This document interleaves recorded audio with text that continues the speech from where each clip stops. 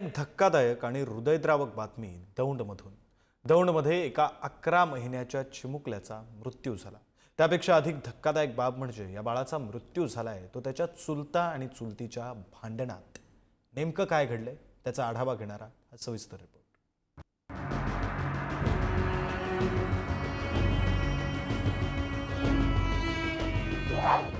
संसार म्हटलं की नवरा बायकोची किरकोळ भांडणं ही सुरूच असतात.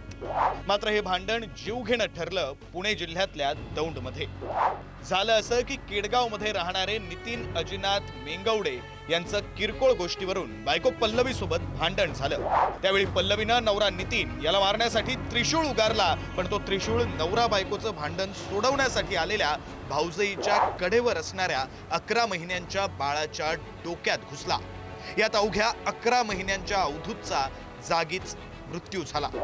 या प्रकरणी यवत पोलीस ठाण्यामध्ये पती पत्नीच्या विरोधात सदोष मनुष्यवधाचा गुन्हा दाखल करण्यात आला असून यवत पोलिसांनी त्यांना अटक केली आहे. त्या मयत मुलाची जी चुलती आहे तिनं रागाच्या भरात त्या ठिकाणी ती देवपूजा करत असताना एक त्रिशूळ फेकून मारला आणि तो त्रिशूळ त्या मुलाच्या डोक्यामध्ये लागून त्या ठिकाणी त्याला गंभीर जखम झाली.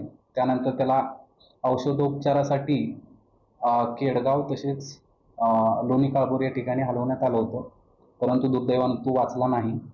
आणि सदर प्रकरणामध्ये आरोपी पल्लवी मेंगावडे आणि नितीन मेंगावडे या दोघांनाही आम्ही ताब्यात घेतलेला आहे. या घटनेनंतर पोलीस घटनास्थळी दाखल झाले. त्यांनी पाहणी सुद्धा केली. आरोपींना ताब्यातही घेतलं. प्रथम दर्शनी यात अंधश्रद्धेचा भाग आहे का अशी चर्चा होती. मात्र असा कोणताही प्रकार नसल्याचं पोलिसांनी स्पष्ट केलंय. नाही, अंधश्रद्धा आणि असा कुठलाही विषय नाही. हा स्पॉन्टेनियस ऍक्ट झालेला आहे.